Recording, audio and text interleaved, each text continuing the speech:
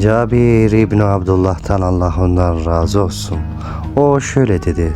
Allah Resulü sallallahu aleyhi ve sellem şöyle buyurdu. Her kim samırsak veya soğanı yerse bizim mescidimizden uzak dursun ve evinde otursun.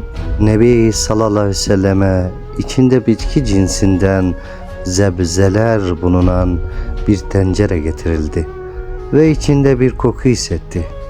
Bu kokunun ne olduğunu sordu. Kendisine onun içinde olan bitkileri haber verildi.